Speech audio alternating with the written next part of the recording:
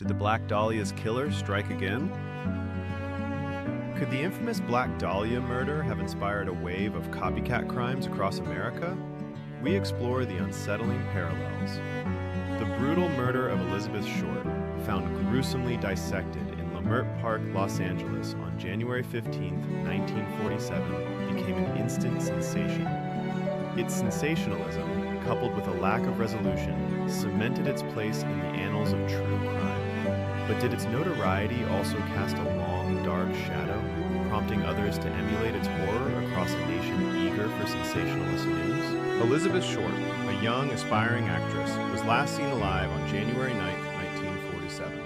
Her body, discovered 6 days later by a homemaker, was severed at the waist and drained of blood.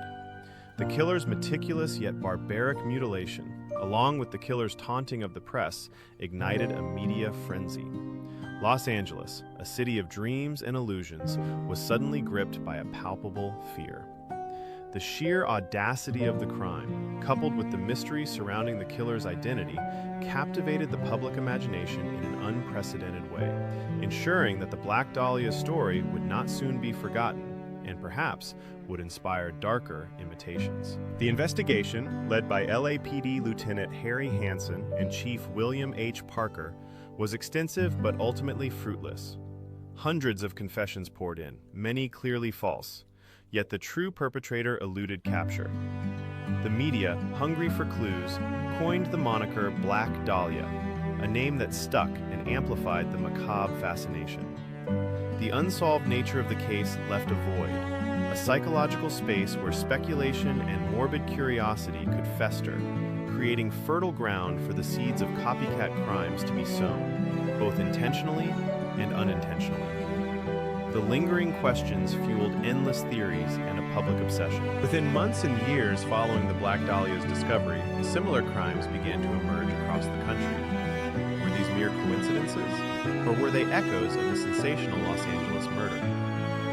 Consider the case of the Wichita String Man, who terrorized Kansas in the early 1970s, leaving victims bound with elaborate knots, a bizarre detail that some investigators felt echoed the meticulous nature of the Dahlia killer.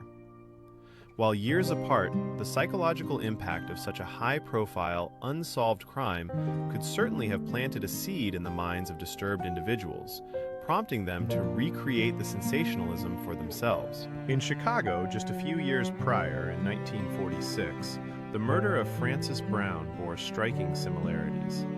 Found in a vacant lot, her body was also dismembered. While the Chicago Black Dahlia, as she became known, predates Elizabeth Short's murder by a year, the gruesome nature of her death and the subsequent lack of resolution contributed to the growing pattern of sensationalized, unsolved female homicides. This period was characterized by a societal fascination with violence, amplified by expanding media networks eager to report on the darkest aspects of human nature. Brown's case, like Short's, became a chilling legend. The geographical spread of these potential copycat crimes is vast, from the West Coast to the Midwest and even reaching into the South. Each case, though unique, seems to share a disturbing element, a particularly brutal or theatrical method of killing, a deliberate attempt to shock and garner attention, and an ultimate failure of law enforcement to identify and apprehend the perpetrator. This pattern suggests not just isolated incidents, but a potential contagion of violence, inspired by the media's amplification of the Black Dahlia case.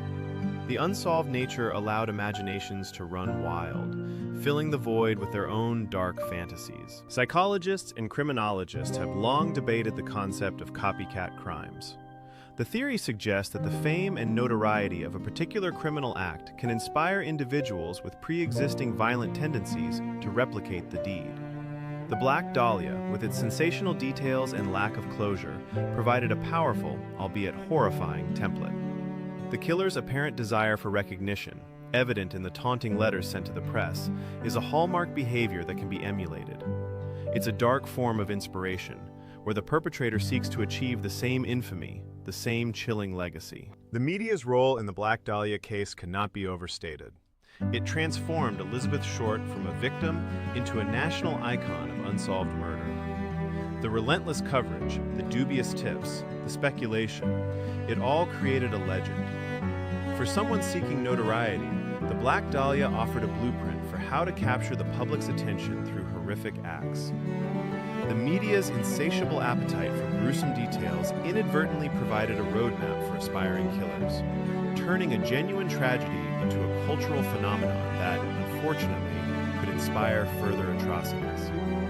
The headlines were a siren call to the disturbed. Consider the case of Evelyn Nesbitt, murdered in 1947 in Chicago.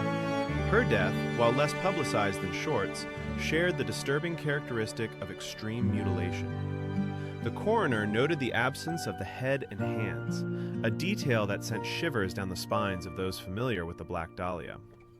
While the connection to Short might seem tenuous, the timing and the sheer brutality, combined with a lack of a swift resolution, paint a grim picture of a possible pattern emerging. Was Chicago another canvas for a killer inspired by the Los Angeles Terror? The legal system, designed to bring justice, often found itself overwhelmed by the sheer volume of sensational crimes in the post-war era.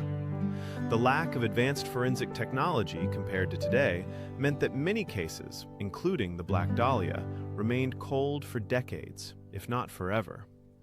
This failure of the system, the inability to provide definitive answers, created a vacuum. This vacuum allowed myths to grow, and for the true horror of the original crime to be sensationalized, and perhaps, tragically, reenacted by those who thrived in the shadows of unresolved violence and public intrigue.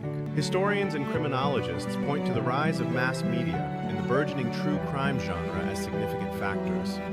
The stories of notorious criminals and unsolved murders became a form of popular entertainment. While entertainment is one thing, inspiration for real-world violence is another. The Black Dahlia's story, retold endlessly, offered a lurid spectacle that could feed into the fantasies of those already predisposed to violence, turning a news story into a perverse kind of Gothic literature that some might aspire to contribute to in the most horrific way possible.